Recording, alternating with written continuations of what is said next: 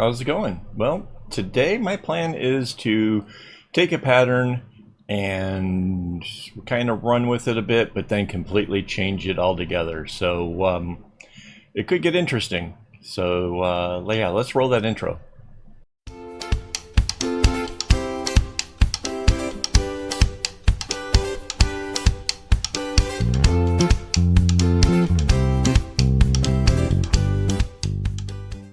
Hello and welcome, this is Kevin, also known as AKAAWOL, and today we're working with this pattern 28048. And this pattern is one of those, it just repeats itself so much. There's really nothing to it, so I want to kind of jazz that up a bit. It's also one of the patterns where they list 6 colors, but there's really only 5 because this one doesn't do anything. So we're going to try to change this all together. So I'm going to bring it in to this, which is already, in case you're new here, I sized up this whole graph paper in order to make it to the size that I would like my bracelets to be. And that way I can just sort of work out a pattern that's going to fit in there perfectly, where the center is going to be exactly where I want it. It's just a cool way of doing things. All right, so this used 5 colors. We're going to use all 6. We're going to use a rainbow. Let's grab a red. That looks fine. And if you know me, you know I like to start with red. Whoops, I need to anchor the layer before I can paint. Alright, so we're going to start off, and this is going to get a little bit weird because by putting this one right smack dab in the center, it's going to give 3 of this. And you'll see what I'm talking about in a second. I kind of have an idea in my head of what I want to do, so it's just a matter of sticking it in. And I'm putting these underlying strings in so that way it's just a little bit easier to calculate out where these other colors are going to come from. So this is the diamond so far. Next color, let's grab an orange. Well, that looks good. And that's going to be where the green is. So let's... Now you can see up to here, we are doing exactly the same, right? It just kind of comes in, comes back out. But what I want to do different is I want to give the orange a chance at being the center one. And then it's going to do the second diamond. Right, so let's put in the underlying colors, and this is why we're going to have to probably use all 6 colors. We'll see how it cycles through and see what it does. But yeah, this could get interesting really quick.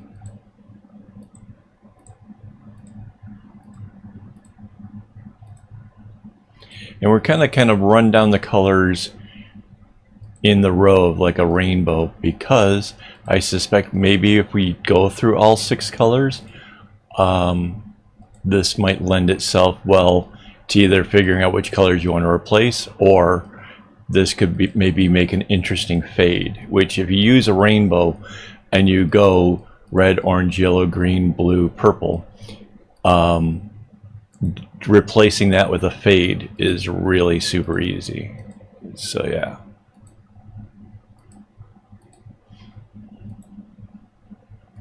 Yeah, I did that with a bracelet not all that long ago. I don't remember which one now. I never remember all the numbers and stuff. I remember the patterns. Like I have like all these ideas of different patterns and stuff in my head. But yeah.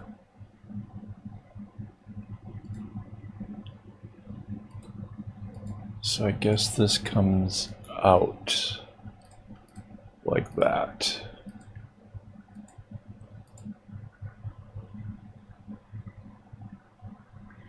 Right, okay. So yeah, just kind of double checking my work here, trying to see. I can imagine a string coming up and sends the orange back.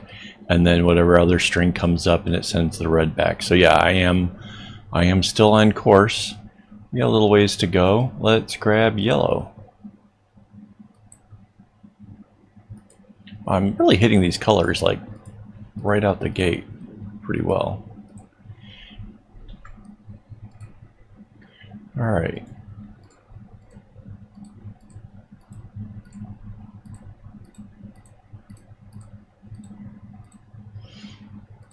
So you can see, like, we started with the inspiration of something that was really plain and simple and that repeats itself a lot. And, well, that whole idea is completely not happening in this work. But that's, whoops, Control Z. I think that's some of the beauty of how bracelet designing should be. All right, so let's see.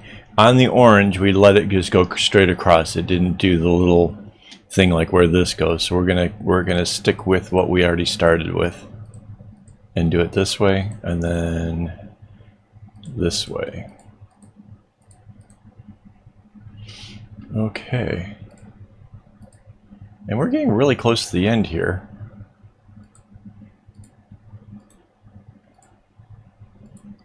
That's okay. We'll see what happens. Well, the next one out will be the green, and then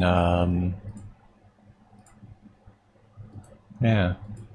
So yeah, I'm all for taking an idea and kind of running with it. If you have a chance, if you have the knowledge of knots, or if you just want to play with the graph paper. I mean, honestly, if you look at what I'm doing, I'm just connecting together the easy ones, the ones that I can see, the ones that I purposefully laid down in a row. And later on, you'll see things like this string here could only go out straight because these directions were already taken. So yeah, that's kind of how this whole thing works. Let's get the rest of this yellow in. And I have to admit, I'm kind of half tempted in playing with this so this is a pattern based on doubling up my strings.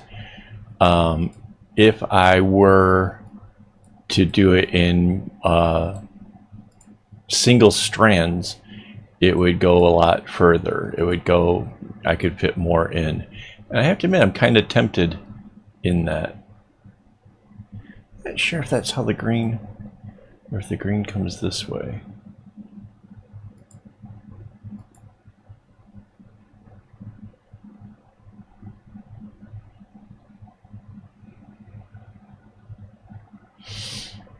See, there's two different ways. So you can see, we can take the path here, and the green goes out.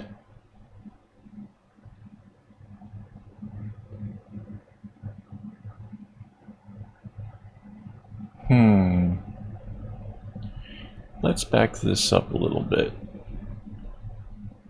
We know the greens are here.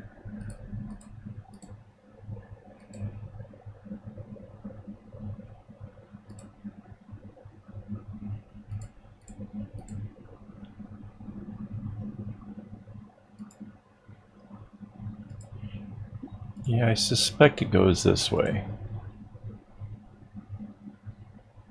That's, again, one of those, it probably doesn't matter, but like I know that when you get to the edge like this, that's a more natural, instead of curving to come back, it's a more natural way of knotting.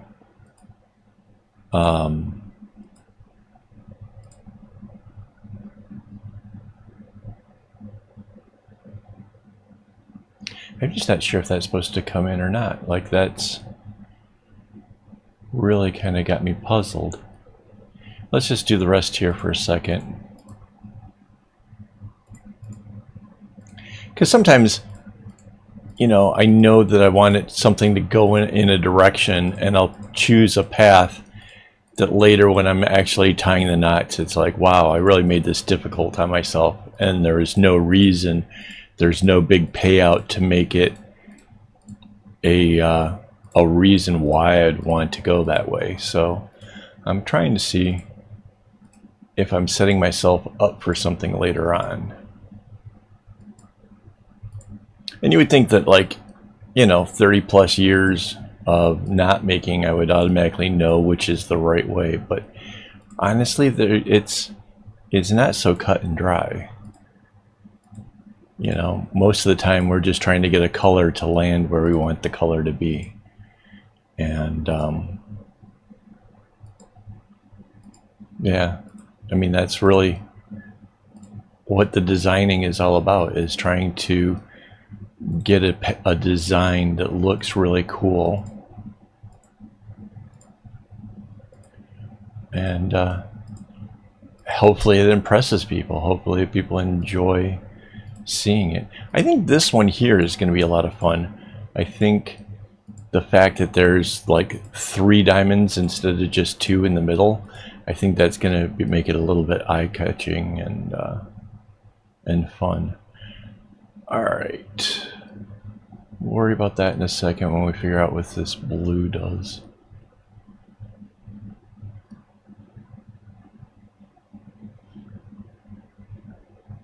Alright, next color, blue. And we already have one ready. So this is blue.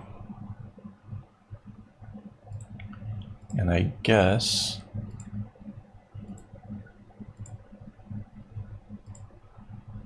I'll zoom in just a little bit. It's a little easier to hit these small ones.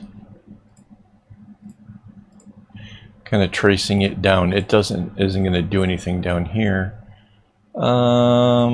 Sure. And then that sorts out the green.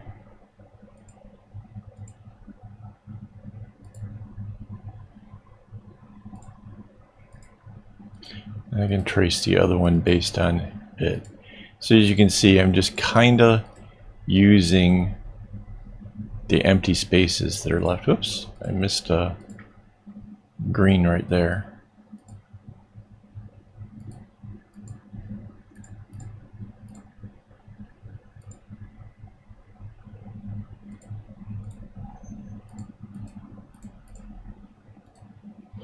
So this is already, I'm seeing some interesting notes about this. We're going through almost all of the rainbow. Well, we will go through the whole rainbow, right? This will be purple up here.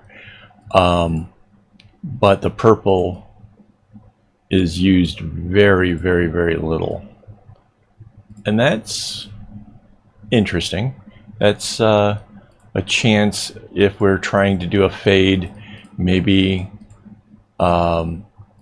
maybe that's a white for the purple and it gets used sparingly, and like the next colors out are like going from purple as the white, and then blue, green, yellow, orange, red.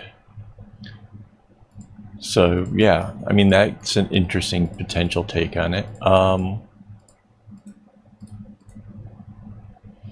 Or maybe you do this in rainbow. I mean, it's not, it wouldn't look bad as one, that's for sure.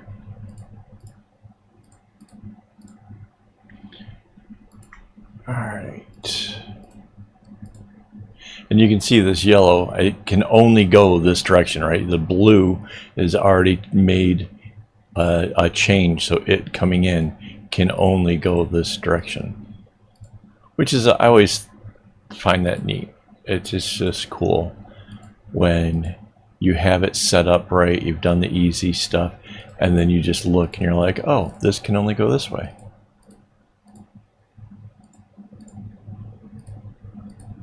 And see, we're doing the easier ones first, and that means when it comes time to doing the next ones and whatever, the paths will be even simpler still, because there'll be almost nowhere else left for it to go.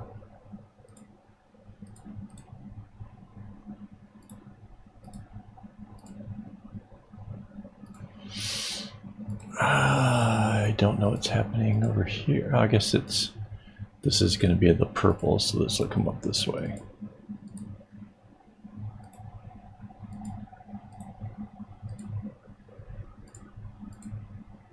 So yeah, whenever you find that you missed one like that, just fill it in while you're there. It's a whole lot easier than going back and trying to figure out what you missed. Like here, I missed a couple greens. All right, so the red now.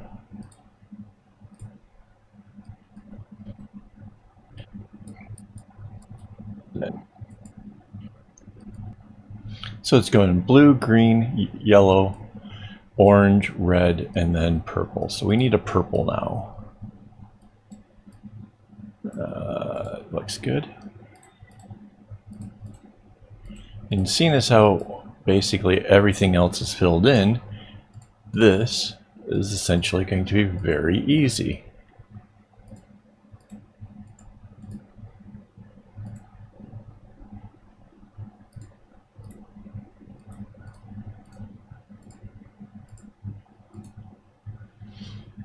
And like I said, this really, the purple does not get used much. It would be the yellow is the one that you're probably going to have to keep an eye on, use a longer string, whatever. I tend to not have too many problems because I use really long strings, like a third of a skein, but it's maybe not the most efficient way of using plus. For me, it's most efficient because I don't end up with like scraps at the end, like if you try to cut to different lengths, because I'm just using skeins of plus. I'm not like using a spool or something. I suppose if I was using a spool, I might work it out a little bit differently. I know that there are some people out there who that's how they purchase it, like great big spools of floss. So there we go. I think, yeah, that's I got all of this color is all turned into other stuff. So now Control C, Control V, flip vertically, bring this down, and arrow keys to shift that over, layer, anchor, and now the big reveal. Yeah, that looks really, really cool. I like that. That is, yeah, and like I said, you got 3 diamonds in the center, and then 2, then 2, then 1. That's really cool. I hope you guys like this. Leave a comment, like, share, do all that good stuff. If you haven't already, go take a look over at Patreon. Maybe you might want to join. And by the way, thank you to all my Patreon supporters. You guys make this stuff possible, so thank you very much. And as always, don't get your strings in a bunch.